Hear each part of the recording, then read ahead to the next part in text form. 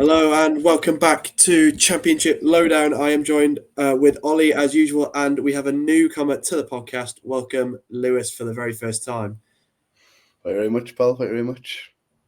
And obviously, Ollie, welcome everybody. back after a week away. You were back on another preview of a interesting week, to say the least. I feel like we seem to get paired with these questionable weeks with really exciting weeks coming out. Really exciting fixtures coming up this weekend. Yeah.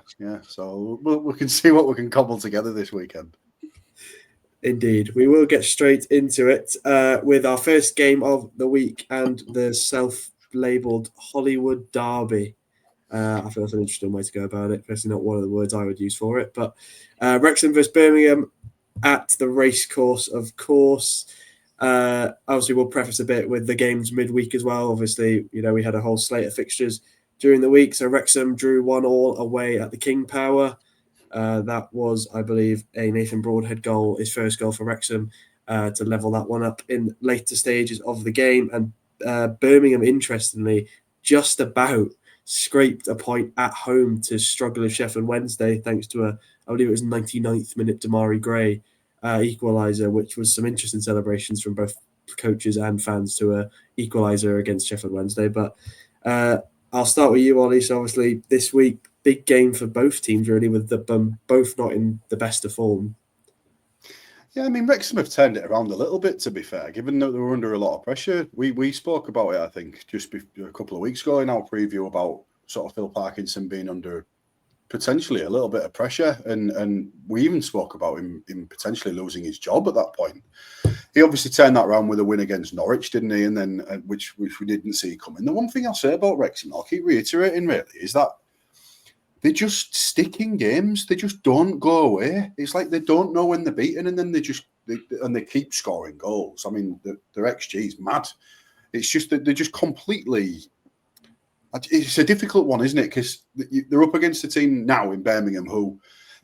How do they react to that midweek fixture? Because they should have lost. I mean, I was looking at the highlights of that game earlier on today, and they really didn't look like they deserved anything from it for me. I mean, obviously sticking into the end shows character. I agree, but you're against Sheffield Wednesday, who a home tie at St Andrews, where you've played relatively well all season. It's a banker, isn't it?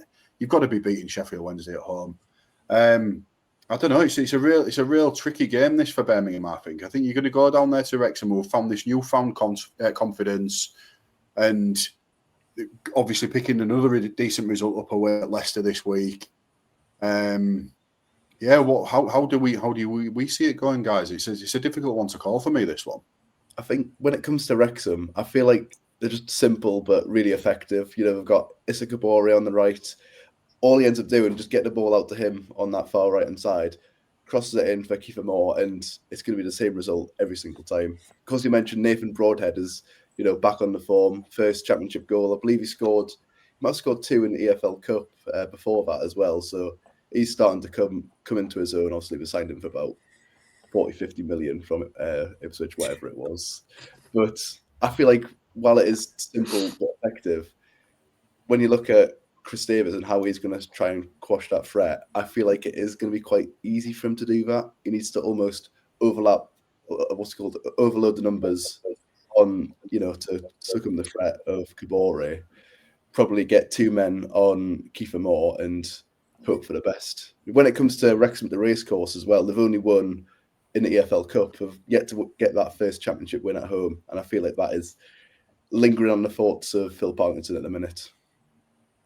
Yeah, it's an interesting one because you said Wrexham have sort of resurrected themselves a bit from what looked like the near beginning of the end for Phil Parkinson. But I think it was the week where it was all sort of coming out that they had a bit of a worry. It was the same week where the Sean Harvey said absolutely no chances of going anywhere anytime soon. And since that comment, they've been a lot better. Birmingham, on the other hand, going in sort of the opposite direction. So their last 5 games, they've lost 3, drawn 1 and won 1. Unfortunately, the win was against Swansea. It's a weird one. As I said, they should have probably lost on midweek. Big loss to Coventry, and then Leicester and Stoke. Again, it's good teams that they're losing to, but for a team that was so highly tipped to be a team playoffs, even some people say automatic promotion before the season began. They've not been that team this year. I mean, I believe they're starting about 12th, 13th after this many games, which not where they need to be, not where they want to be, with the money they spent, especially last season, also preparing that team ready for this year.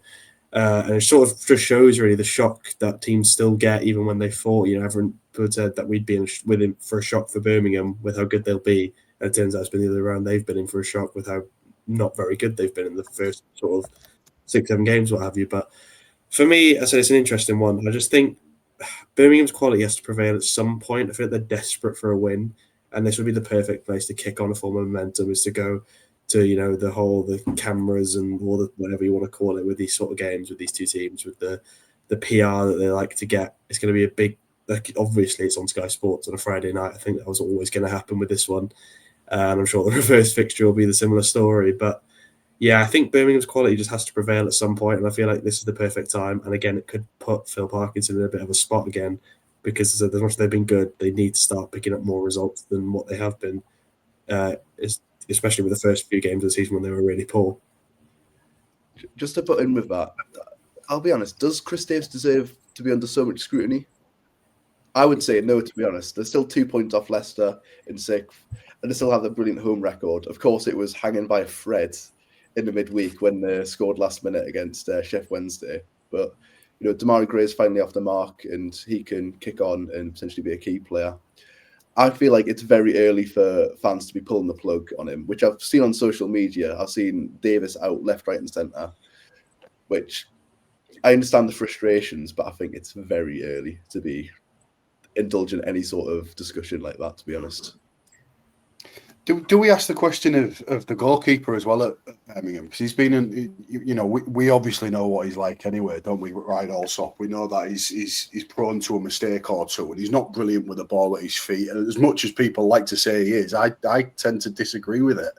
I don't think he does have a great deal of quality with the ball at his feet. I think he tends to make some rash decisions with his distribution, as has proven so far this season, where it's cost him a couple of goals. Does a conversation need to be had about him? Obviously, they've lost that. Is it the strike? The Dukes? Is it Dooch? I can't pronounce his name. Dooch. Yes. Yeah, I mean, Kyogo as well, who they signed in the off season. He's not started scoring goals yet. I mean, Jay Stansfield's still plugging away with the goals for Birmingham, but they have only scored 7 league goals this season in 8 games, and it looked like they were going to start scoring, a decent amount of goals given the style of football they were playing. They look quite exciting, and I've alluded to it already this season by saying how excited I am by watching Birmingham play, and they're not seemingly gelling at the moment, and I'm not sure if they found the right style of play. I think they're going to struggle at Wrexham this weekend. I think, like you've just said, with the cameras there, a lot of focus going on to Wrexham, showcasing the racecourse ground, and I think Wrexham might get a result here. I think they might win this weekend. Yeah, it's interesting. As you said about I don't know, I just think there's just too much. I agree with Allsop, though. I said it before the season started. I didn't think he was as good as they thought he was, especially not at the Championship level. I think obviously he looks really good with his ball at his feet at League One because it's Birmingham and they had about 4 hours to do whatever they wanted with the ball all season last year. Whereas now they're coming against teams who won't let them do that, and he doesn't look as good. I just don't think the quality's there with Allsop, but I think they got Beadle there as well, who wasn't exactly all too impressive Sheffield Wednesday. But there's got to be a point where you roll the dice and see if it's any better, because I think Allsop's getting to a point where you probably look to maybe shift him to the bench and give someone like Beadle a chance. But it's an interesting one. I can see this one going either way, because Birmingham have been poor and Wrexham are sort of on a little bit of a resurgence run. But I think Birmingham need a result here, and that's purely the reason I'm going to go with them to win this game, just about. When it comes to like James Beadle, Ryan Allsop, I feel like Allsop is the lesser of two evils when it comes to playing out from the back and being reliable. I think he's slightly more reliable than Beadle. Him in the back end of the 24-25 season at Sheffield Wednesday, we saw him get dropped for an unproven Piers Giles, who then went on to play for Northern Ireland and make the position his own. I feel like he has been brought in as a backup, and Ryan Allsop, again, I'm not his biggest fan, but they have to stick by him. And in terms of this game in general, I think I'm going to go against the grain. Wrexham 2-0, I'm going to say. Fair enough. We will move on, and much to your delight, both of you. Obviously, we didn't say it in the introduction, but Lewis is a Hull City fan, along with Ollie as well. So I feel like I need to just sort of pass the reins off. Taking over, aren't we? They need to pass the reins off on this game. So it's Hull City versus Sheffield United. I will give the context, obviously, to the midweek results. So Hull came back from behind to draw 2-2 with Preston, thanks to Ollie McBurney scoring a brace. I believe that leaves him at the top of the goal-scoring standings now in the division. After 8 games, and for Sheffield United, they looked like they were on their way to finally getting something on the board, but yet again they fall short thanks to an absolute screamer from Rod Stewart to pair up for his brace to win this one 2-1 away at Bramall Lane. So the question is, lads, is Sheffield United finally going to put a proper result on the board? While obviously they're one win, are they going to sort of build on something now, or are Hull going to keep their sort of little run of form up and halter them once again? I think a lot of this depends on which Hull City turn up. And I've said that before, and I'll probably have to say it again all season. The second half performance against Watford at the weekend was nothing short of abysmal. And we back that up with the first half performance against Preston on Tuesday, which was probably even worse. I mean, we started that game against Preston in midweek playing defensively, and for a team who doesn't defend well, to line up with a defensive formation and to not have any creative players in there, dropping Geldart to the bench, and Darla, I appreciate, is injured. But to go into that game with no creative players and then to just give Preston the freedom of the MKM basically in the opening 10 minutes absolutely blew my mind. And I was even posting on social media at one point. Jurkovic has got a lot of this. He's put it on himself. He really had. He brought a lot of the pressure on himself. But then, come half-time, we managed to stick in the game a little bit. It was still 2-0. We made 3 changes at half-time where you bring on those creative players. Geldart makes an immediate impact. Liam Miller makes an immediate impact, who looked like he hadn't been away. He was coming back from a really bad cruciate ligament injury, and he comes back and threads the ball back through to Giles, and McBurney, man. What's happening there? It's like 5 assists to 6 goals this season. I mean, McBurney was top of the leaderboard until Haji Wright played on Wednesday night. So, but in terms of goal contributions, he's got 9. McBurney, he's got 6 goals, 3 assists. He is leading that one. Statistically, he's the best striker in the league at the moment. So we'll go on that. For me, we're at home. We need to attack. We need to play to our strengths, which is attacking. We need to push on, and we need to get into this Sheffield United side, who are still going to be low on confidence. Wilder will he be in the stands this week? He got sent off, didn't he, for kicking the ball at one of his own fans? So we'll see what happens there. I mean, Sheffield United don't scare me. I've seen them play a few times this season. This is going to come back to bite me, innit? I know it is. This is definitely coming up on a clip on something in the next couple of days. If we play to our strengths with that attacking quality, there's no reason why we can't win this game and win this game well. But a lot of it is going to depend on how we line up. Panda's got to start playing better with the ball at his feet. Going back to what I said about also, Panda's done it a couple of times this season. I saw a post on social media earlier in the week comparing him to a Subbuteo goalkeeper. There's times where I wouldn't disagree with that. So something needs to give with the way that we're playing. We need to put those performances together for 90 minutes, and hopefully it'll be those performances where we're actually playing well rather than not well. And while trying to remain as unbiased as possible, I'm going to make the very bold statement that Sheffield United have already lost this game on Tuesday night.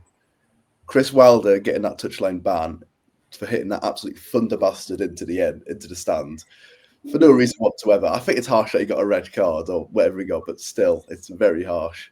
But as soon I'll probably sack him anyway and then bring him back. Bring back Ruben Sellers, I'd say. But the fact that that all happened, he's probably not going to be there on the touchline. I believe they might be trying to get it overturned, but the likelihood of that is probably quite minimal.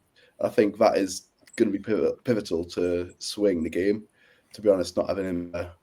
And in terms of the personnel at Sheffield United, while we're on the topic of goalkeepers, that seems to be the headline this week. Michael Cooper at Sheffield United has been massively off the pace. Considering he was, in my opinion, far and away the best goalkeeper in the Championship last season, he has struggled, to be honest. And I feel like that has been like crucial to Sheffield United's downfall. I feel like they've been struggling in the final thirds, leaky defensively, but Michael Cooper is one that you need to really hone in on, and the mistakes that he's been making have just not been good enough, in my opinion. Yeah, I'll try and keep my bit a bit shorter, otherwise it'll be the whole City podcast for this week. I'll try and regulate you a little bit. I think if I wasn't here, this section would last about half an hour. But yeah, it's an interesting one for me because I just don't. As I said, Sheffield United obviously they did get their win against Oxford, which was, again, it is Oxford. Like, it's not exactly the most impressive thing, but for a team in a bad way to get the 3 points on the board away from home and keep a clean sheet, you can't complain all too much. Go to Southampton, they look like they're going to come through and win the game, and then just sort of falters out again, just probably just down to quality in the team. Southampton's is better, and that's when games like that are won with just pure quality. On this game, I think, as you said with Hull, I think Panda was a big concern midweek. I don't know what he was doing for a lot of that game. It was interesting, to say the least.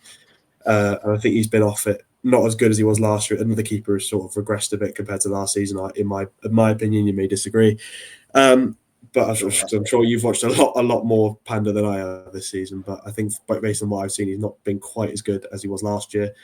But Sheffield United just haven't been quite as good at anything as they were last year. Even Michael Cooper's been miles off it, only one clean sheet, and it came against Oxford. I'm just not convinced with Sheffield United. And as you said, Hull with McBurney, as much as it pains me as a Swansea fan, he is doing very, very well. And, you know, as you said, technically the best striker in the league if you're going off overall goal contributions. The only one to get to 9 so far, I believe, as you right, is second, just purely on goals with 7.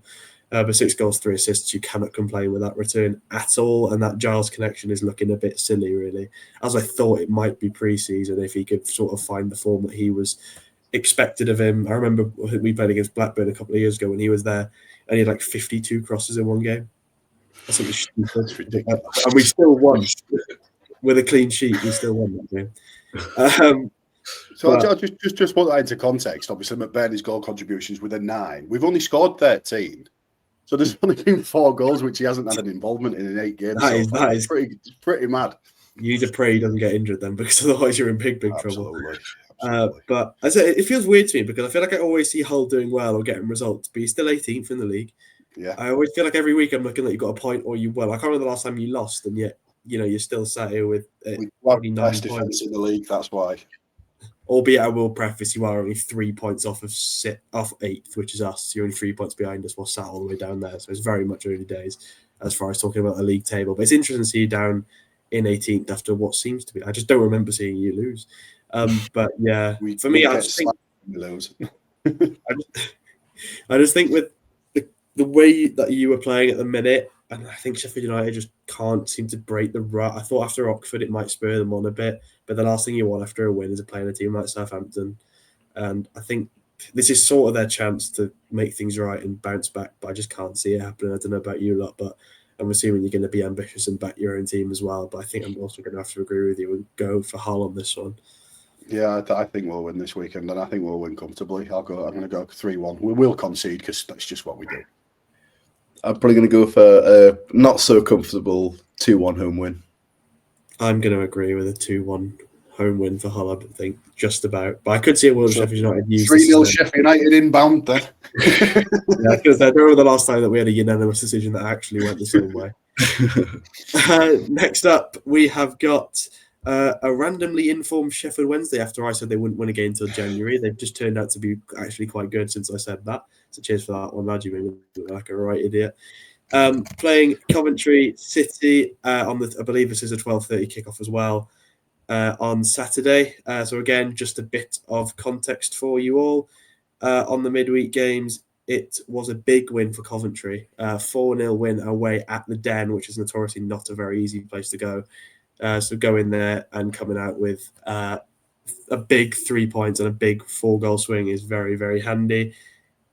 And then I believe, where am I looking? Sheffield Wednesday, the Birmingham result, obviously. So, again, they probably should have won. Will be annoyed that they didn't come away from that with 3 points. But you have to say, even being in the position to the 99th minute at St Andrews to take 3 points of a team that hasn't lost at home for a very, very long time makes this game a bit more interesting than maybe it would have looked on paper just maybe a week or even less than that a couple of days ago, lads. Do you want to go first? Now you go, pal. You go. I'm sorry. I was just looking at the Championship home record table, and I thought Millwall will be a tough place to go. An absolute they've not done well. They've not done well after this season. I know. Yeah, Pompey have done the same thing as well. Scored one. Notoriously, absolutely incredible. Yeah, we'll preface So Chef Wednesday, as we've already touched upon, they'll have been really, really annoyed with that conceding so late against Birmingham. That was a game that they ridiculously had won, really. And you don't want to be facing Coventry. I don't care who you are at any point of this season, especially now. They've scored 22 goals, for Christ's sake. It's like 22 goals in 8 games. It's like you've got players like Thomas Asante and Haji Wright, and who are battering teams down. As soon as they get in a touch and scoring goals, and oh my God, they're just class all over the park. Kessler Hayden's been fantastic. They're just a machine all over the park, and they just don't look like letting up, do they, Coventry? They're impressive everywhere. I don't care who you are. You don't want to be playing Coventry at the moment, and Coventry are going there in white hot form. Surely this is a banker, isn't it? An away banker here. Coventry come away with a really comfortable win, surely. It's the Championship, so I'm not going to agree with a comfortable win on any game because this league is ridiculously weird. But for me, I said, if you just look at the stats, right, you've got 2 of the top 3 top scorers are Coventry players, Haji Wright and Victor Torp. Vanny Wyke is joint top with Ryan Giles on assists for the season, and Coventry are sat very, very pretty in the league table in the automatic promotion places after 8 games and have a 2-point lead to 3rd place. So for me, as you said, it should be a banker. But with this league, I'm not going to say 100% on anything because you never know. As I said, I was 100% sure Sheffield Wednesday wouldn't win a game until January. And here we are sat with them. I don't think they've lost since I said that, funnily enough. Coventry they're so good, aren't they? I mean, Frank Lampard's really got them firing. We knew it last season. Obviously, we're unfortunate to miss out thanks to some late drama against a team which now, looking at it in hindsight, probably isn't the most embarrassing loss ever because they've been very, very good in the Premier League this season. But yeah, I just can't back with Sheffield Wednesday. As I said, when I went to Hillsborough with Swansea, I genuinely think it's one of the worst teams I've seen us play in a very long time. Didn't look like any attacking threat. They didn't cause any problems. And for us to get comfortable away win, as someone who does a lot of away days with Swansea, it's not very common, if ever, that we have a comfortable away win. And that was a comfortable away win. So, judging what I've seen on Sheffield Wednesday, I said the last few games I will sort of hold my hands up and say fair enough, I may have been wrong because they've been better, which is very surprising. I mean, I did find it quite funny that Jamal Lowe, I believe, put a song titled Pay Me on his Instagram post about the draw. And then the player, I think it was Deshaun Bernard in the comments, said perfect song choice. So that's an interesting one to follow on for. But yeah, for a team who's not even getting paid, you have to be impressed by Sheffield Wednesday. But showing some character, aren't they? It's very impressive. I think even if those players don't say Sheffield Wednesday, it says a lot about their person, like how they are as people and as footballers with the determination. So I'm sure that will entice clubs just on that alone moving forward. But I just think, I don't know about if you agree, Lewis, with me and Ollie here, but it just seems like a step too far for Sheffield Wednesday with this one. I think Sheffield Wednesday literally have been the Acca destroyers so far in the last few weeks. I feel like they have defied expectations recently. I feel like the fact that they've got any points on the board at this stage of the season is something to admire. They must have missed probably about five months, not in a row, but 5 out of 7 months, something like that, 4 out of 6 months. They've been paid late, the players and all the staff. So the fact that they're still able to go out there and remain competitive in the Championship is just incredible. Barry Bannon's playing like he's still in his mid-20s.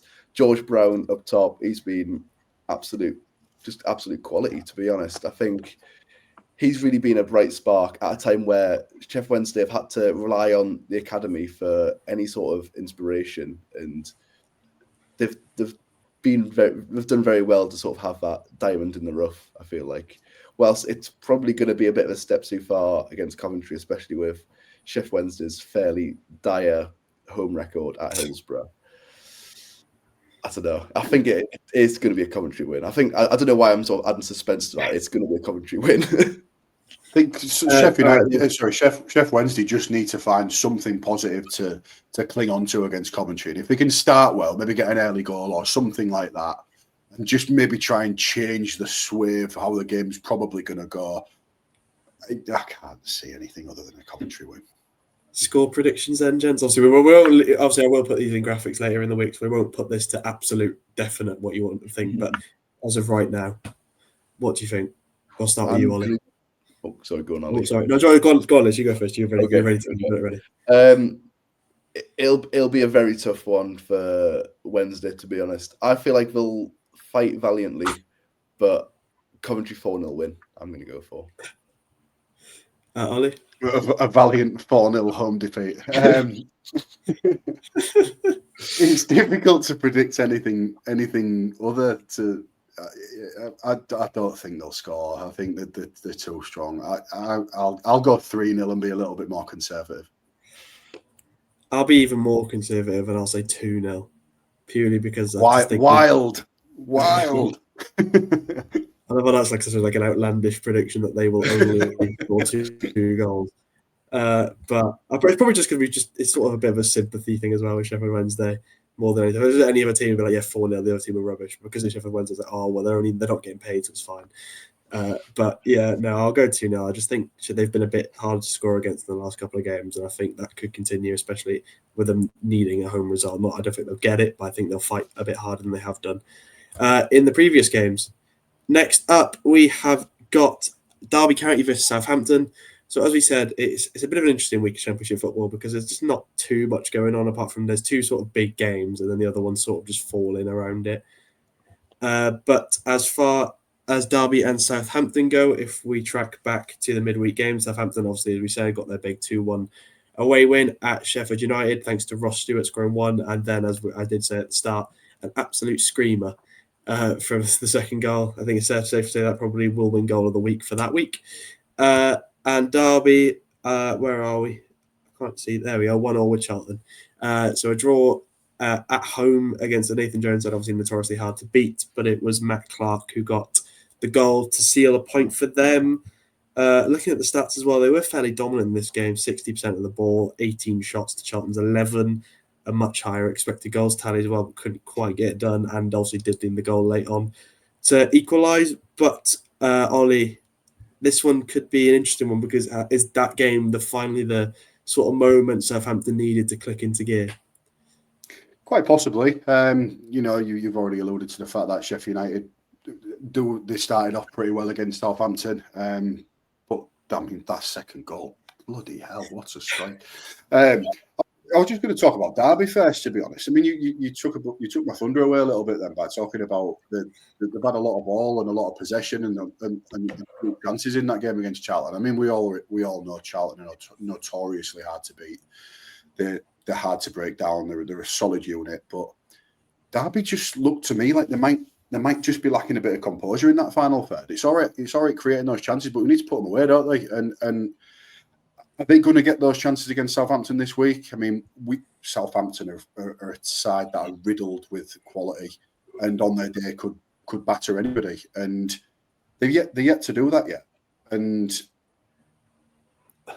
they are due a performance where they're going to click. And I thought it had come against us the other week, and they were awful. And then they were decent in the League Cup against Liverpool, and then they were all right against Sheffield United. Obviously, not massively impressive, but this is a game where they can be going there. They can earmark this, and they can go like, so let's really set a precedent now. We can go out there and set our championship credentials. Let's put these to the sword. They're not taking their chances. Let's take ours and really make a statement. To be honest, I've been incredibly disappointed by Southampton under Will Still. You mentioned the game against Hull. I was at that one, and they just looked so one-dimensional. And I'll be honest, I'm not giving them any credit whatsoever for a win against Sheffield United. refereeing decisions went very much in their favour, and it was up to Ross Stewart, obviously with an incredible individual performance by him, and obviously the second goal was just astonishing. But that really got him out of hot water in that one. When it comes to Will Still, tactically, he doesn't really make much sense, in my opinion. He started off with a back three. When it comes to Ryan Manning, he has to play a back three as a wing back. Ryan Manning, I think he's probably one of the best wing backs in the division. But when you play him at full back in a back four, it causes absolute chaos for Southampton. I feel like he's always going to be pushing forwards. He's going to be trying to get crosses in. He's an attacking defender. We all know that. And at the end of the day, that's going to leave loads of space behind him, which can be exploited. That was the case with Hull City. We ended up getting Louis Coyle ended up going forwards, had the wingers going forwards as well. And I feel like John Eustace will be very aware of that if Will Still is going to go for a back four, which is probably likely that he's going to do that. Yeah, I mean, I did say to you, Ollie, I believe on the preview when we previewed Hull Southampton, we thought it might be the week where they click, and it was pretty much the opposite with that result. And as you touch on what you said as well, as you said, it is Sheffield United, so you have to take it with a pinch of salt with the form that they've been in. But yeah, I just don't have there's not too much to say about this game. As I said, it's not the most interesting of fixtures. It just sort of falls as more interesting than the rest of this division this weekend. But yeah, I'll sort of keep it nice and short. I just think Derby. I mean, we got criticised in our early prediction videos for saying that Derby would be in top 6, and I know it's only been 8 games, but I think we can probably put that one to bed, and that the Derby fans were wrong on that one. And I believe you got to say. I just had to clarify. I was not part of that decision. I was not here yet. No, we didn't put them there, and then we didn't put them there for not putting them there. Okay. And then Ollie got called a div as well, which is quite funny. Not the first or the last time. But yeah, I just think Derby haven't been the Derby that many people expected under John Eustace. I didn't think they'd be amazing. I thought they'd be a bit better than what they have been. Southampton haven't been the team that anyone expected. I mean, they've just been bad for the standard that we expected of them going into the year. They need to win this game. I just think they really, really do need to win it. As much as they did get the win last week, which sort of takes the pressure off. If they are a team that has the ambitions of automatic promotion, they're quickly losing touch with how good teams like Coventry and Middlesbrough are playing.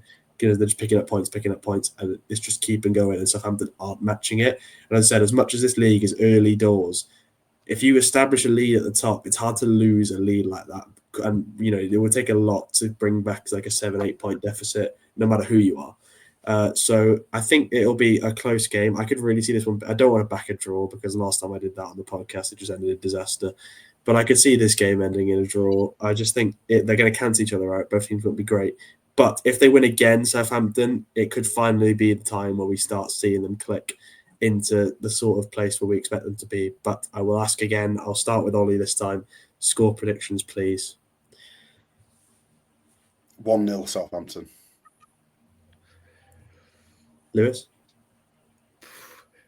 See, we're talking about sort of the shortcomings of Southampton. I feel like it's definitely worth noting that Derby County have been very similar. They've got on paper a lot of attacking firepower. Ben Broughton Diaz, Adjaman. We're waiting to see the quality of both of them, I think. But when it comes to clicking, all going into place, I think it could be an occasion for Derby County to do that. I'm going to say 2-0 Derby.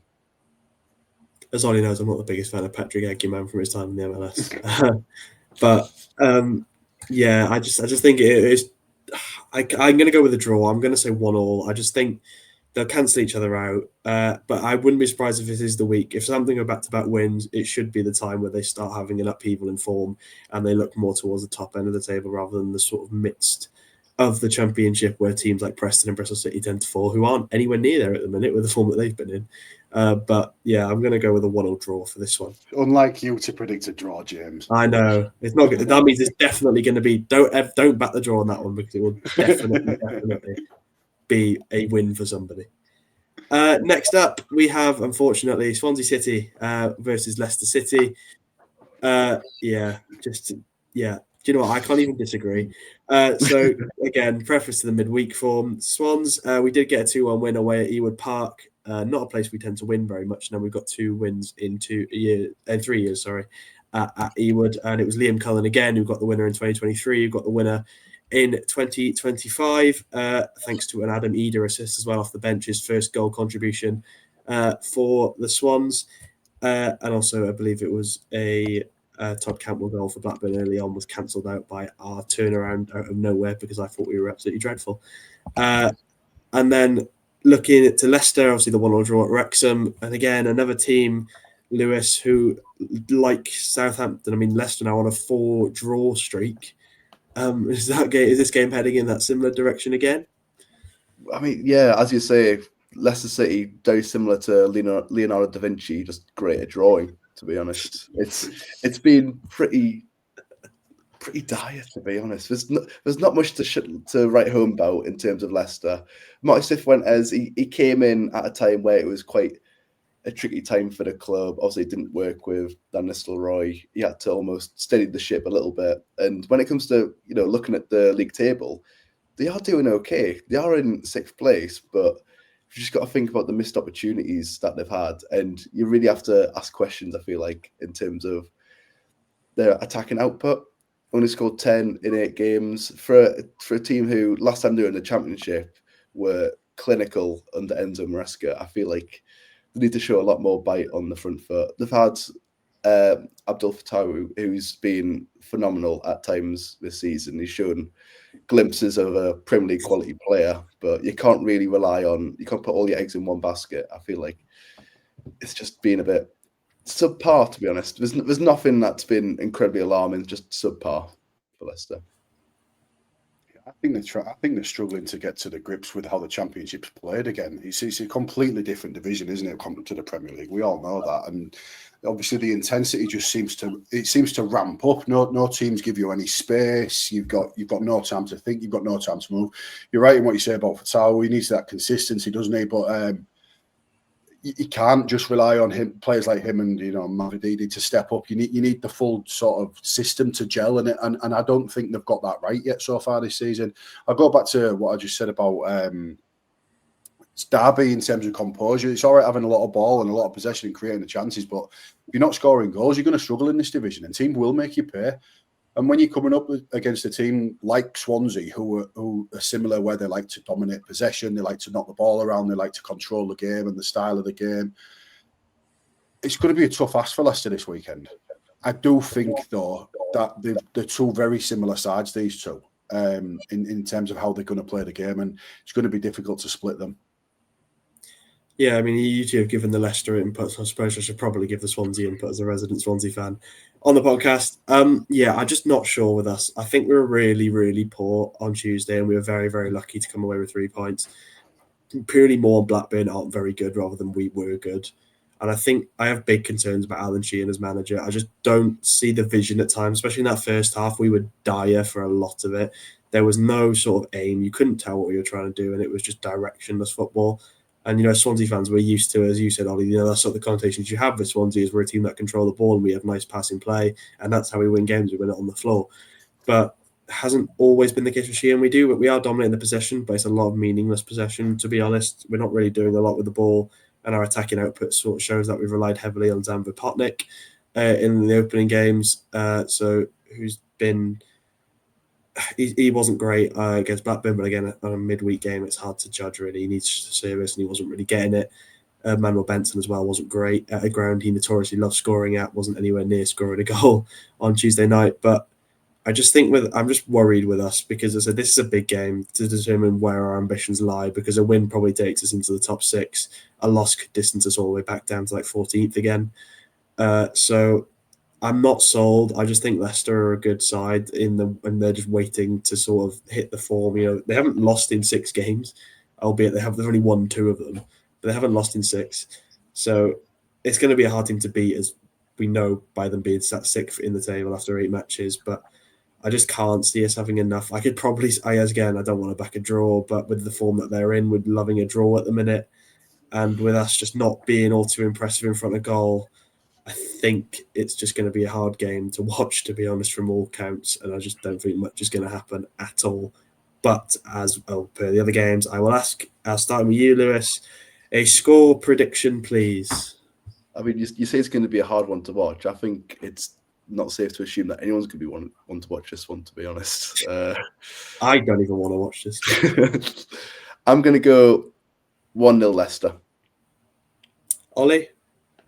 I'm going to go for a draw. I'm going to go 1-1. I am going to go for a 1-0 Leicester win, being the optimist that I always am with this football club. I just think I think it's just going to come down to quality, because the players going to be they're just going to clash. And I think on quality, it's quite obvious to see that Leicester have a better side than we do on paper. So that is what I am going to go with. And finally, our last game of the weekend. It's the biggest game of the weekend as well to many. The sort of, I don't even know what the derby name is really for this one, because it is the East Anglian, there we go. Thank you, Ollie, saving me out there. Ipswich versus Norwich in the big game of the week, obviously on Sunday afternoon. Looking back to the results in midweek. So Norwich with a 1-0 defeat away to West Brom, at home, to West Brom. Not ideal for them, not been in the best of form after I backed them to get into the top 6. That's just brilliant news, knowing that they've been absolutely miles off it in the opening 8 games.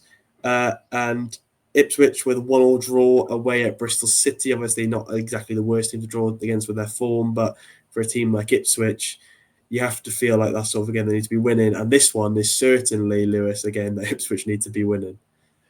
There's pressure is starting to mount on McKenna. We have seen glimpses of quality. Jaden Philogene is finally showing what we ended up seeing at Hull for that 23-24 season. Leif Davis, of course, showing his quality in the Championship.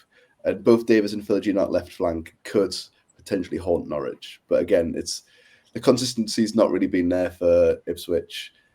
George Hurst up top, still left to be convinced by him. I think Ipswich in general have just not really shown anything that they did in the previous Championship campaign. And yeah, there's pressure on McKenna on this one, especially in front of a home crowd. If they don't even get a win, let alone a draw, I think it could turn sour, to be honest. But which is quite a bold prediction considering just where he's taken Ipswich from. But yeah, he has to start providing results ASAP. Absolutely they do. But they're coming up against the Norwich side, who are currently sat 19th in the league, and I think we talk about pressure on managers. Surely there's pressure on Manny. Norwich are just flattering to deceive, aren't they? They've got a lot. That game in midweek against West Brom, I watched some extended highlights of that on Thursday this morning. I'm losing all track of days, and they dominated that game, man. They had loads of ball and just didn't do much with it. They had about 15, 16 shots on goal. All right, not a lot on target, but to dominate a game against a team like West Brom it's no mean feat, that. But to come away with absolutely nothing, it seems to be the story of Norwich's season. And we'll talk about composure again. So, and Norwich are another team who you can throw into that bracket. They're coming up against an Ipswich side who, like you say, they're just consistently inconsistent. They can't put a run of games together where they're actually looking like they're going to blow teams away. They did it to Sheffield United, but given what we've said about Sheffield United already, is that the biggest thing in the world to do? Probably not. They are under a bit of pressure, and McKenna is under a bit of pressure, but surely this weekend, Portman Road, the quality they've got in their team, as you've alluded to, Philogene's on fire, Leif Davis is playing really, really well. Ipswich, for me, have got to win this one. When it comes to Norwich, though, I feel like it's definitely worth pointing to the fact, they've had 2 draws and 2 defeats in the previous 4, which isn't great for any team in the Championship. But Coventry, Wrexham, Stoke and West Brom, it's quite a challenging run. I feel like there is a lot of pressure on Liam Manning at this point, but I feel like not many people are really taking that into account as being really challenging. And then coming away at Ipswich as well, there is pressure on him, but I feel like there's fans calling for his head, and I think you need to need to look at the context of who they've been playing in the past few weeks. I agree with that to a point, but I think there's one standout fixture there which is glaring, and that's home, that 3-2 home defeat to Wrexham, where we spoke about earlier, where the week before they were under huge pressure, having lost to QPR or Wrexham, and then to go to Carrow Road and to score 3 against a Norwich side who should be difficult to beat at home. I know Wrexham stay in games, and like we spoke about that, but that one should have been the one where that should have really reignited their season, and they failed to capitalise on that. And it'll be interesting to sort of see how they go. Obviously, it's the Marcelino Nunes derby as well this weekend, so it'll be interesting to see how he goes. I will bring up this fact, and this is swaying me a bit. The last time that Ipswich beat Norwich was in 2006. Wow. That is the last time that Ipswich won this game. A lot of recent results have gone Norwich's way. It's been a very, very long time since we've seen Ipswich win this fixture, and it is swaying me a bit. But as you mentioned, you both mentioned it with Norwich. I was so high on them beginning of the season because you bring in a manager who just took not the most amazing side to a playoff game. And, you bring him into a squad that has a lot of talent. They kept Josh Sargent.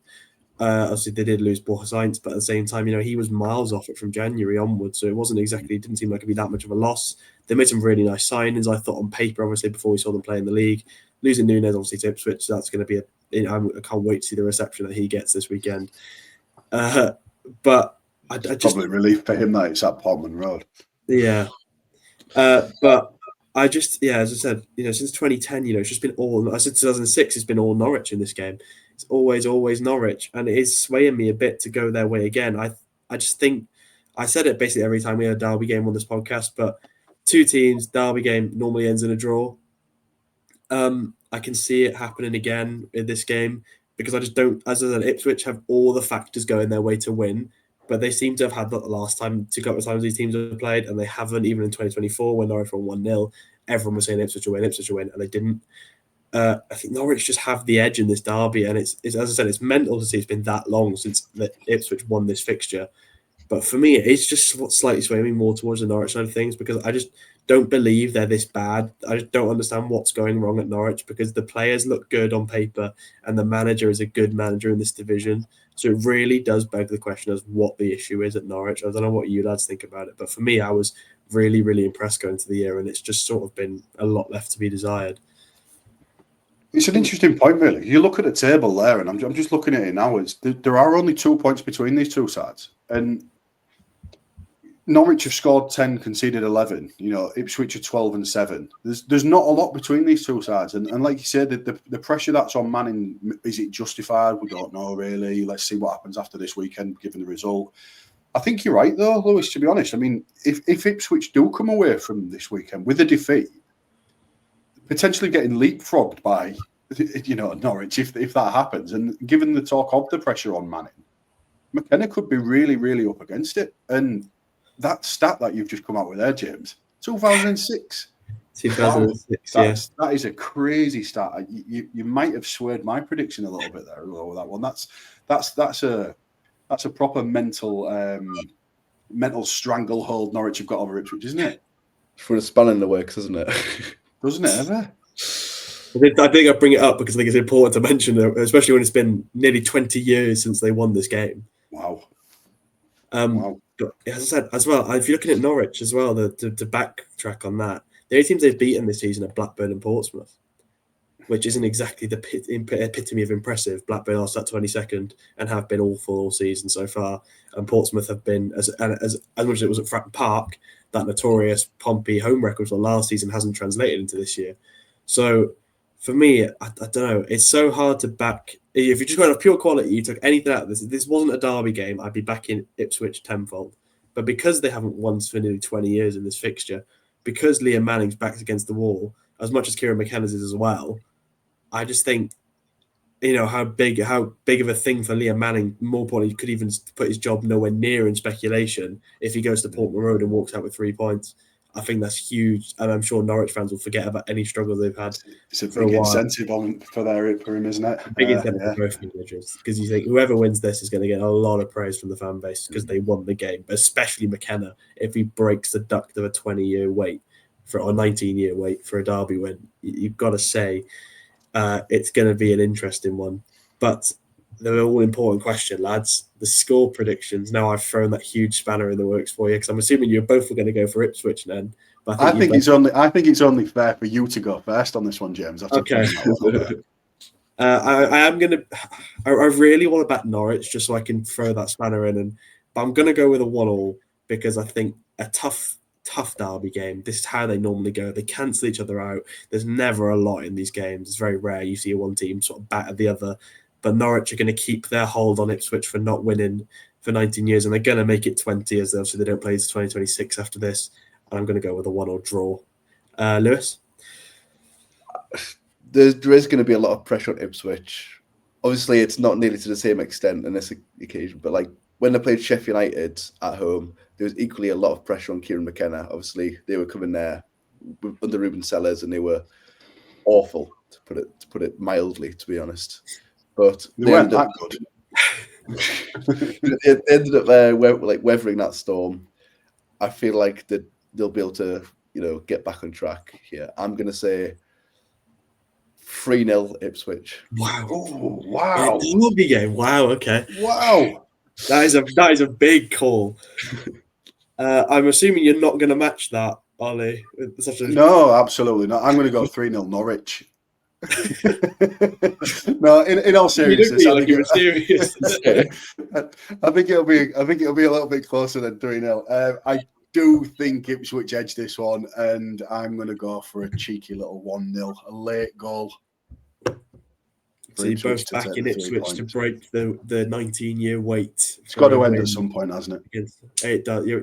I mean, these things are there to be broken. I think last year we lost to Coventry in the league for the first time in 60-something years, which was an interesting one.